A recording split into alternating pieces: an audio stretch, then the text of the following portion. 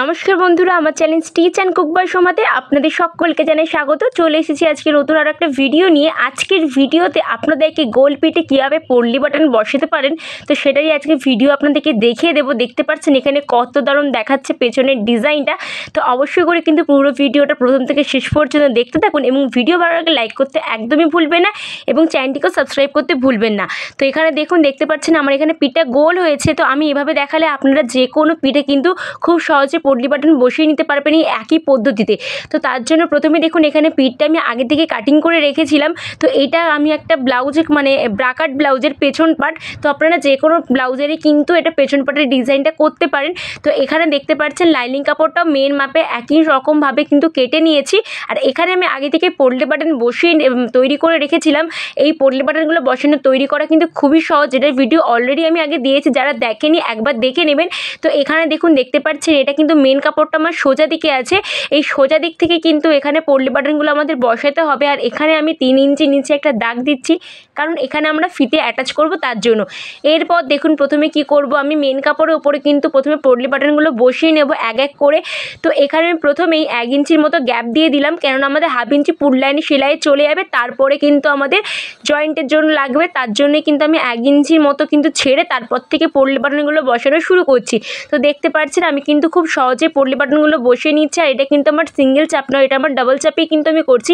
আমি যেভাবে পল্লী বাটন তৈরি করানো দেখিয়েছিলাম সেভাবে যদি আপনারা করেন, তো সেটার ভিডিও কিন্তু অলরেডি আমার চ্যানেলে দেওয়া আছে। সেভাবে যদি আপনারা করেন আপনাদের কিন্তু একদমই অসুবিধা হবে না পল্লী বাটন সেলাই করার সময়। তো অনেকের এটা প্রবলেম হয়, ডবল চাপে সেলাই করতে পারে না। কিন্তু দেখুন আমি এখানে কোনো স্পিড দিচ্ছি না, কিন্তু অবশ্যই আমার খুব সহজেই কিন্তু সেলাইটা আমার এখানে হয়ে যাচ্ছে। আর এখানে কিন্তু আপনারা যতটা গ্যাপে গ্যাপে বসাচ্ছেন ততটা কিন্তু গ্যাপে গ্যাপে বসিয়ে দেবেন। আর পল্লী বাটনের যে বন্ধ মুখগুলো সেগুলো কিন্তু আমাদের ভেতরের দিকে থাকবে, বাইরের দিকে নয়। এটা একটু ভালোভাবে লক্ষ্য করুন আমি কীভাবে বসাচ্ছি। তো মুখটা কিন্তু আমাদের কাপড়ের দিকে আছে, বাইরের দিকে নয়। আর যেদিকে ছাড়া অংশটা ওই দিকে কিন্তু ছাড়া অংশের দিকটা আছে।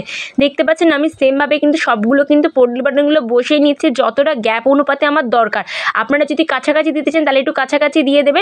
আর এখানে প্রথমে আমি মেন কাপড়ের উপরে বসিয়ে নিয়েছি, এর ওপর কিন্তু আমি লাইনিং কাপড়টা অ্যাটাচ করে নেব। তাহলে কি হয়, পল্লী বাটনের যে এই যে খোলা যে অংশগুলো সেগুলো কিন্তু একদমই সুতো বেরোনোর কোনো চান্স থাকবে না, সেটা কিন্তু ভেতরের দিকেই আমাদের ঢুকে যাবে। বুঝতে পেরেছেন?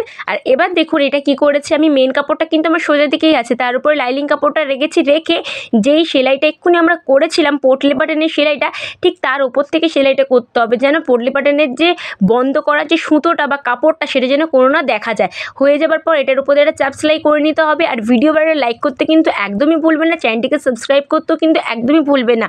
আর আপনাদের যদি কোনো ডিজাইন থাকে তখন যদি উল্টাতে অসুবিধা হয় তাহলে এরকম ছোটো ছোটোভাবে আপনারা হালকা হালকা করে কাট লাগিয়ে দেবেন। আর এমনভাবে কাটবেন যেন সেলাই না কেটে যায়, এটা কিন্তু আপনাদেরকে লক্ষ্য রাখতে হবে।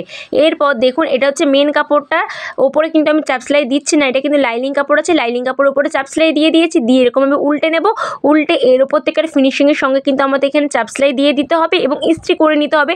তো হবার পর পুরোটা আপনাদেরকে দেখাচ্ছি। তো এখানে দেখুন পুরো ব্লাউজটা আমার রেডি হয়ে যাওয়ার পর ঠিক এত সুন্দর দেখাচ্ছে, কত ফিনিশিং এসেছে দেখতে পাচ্ছেন।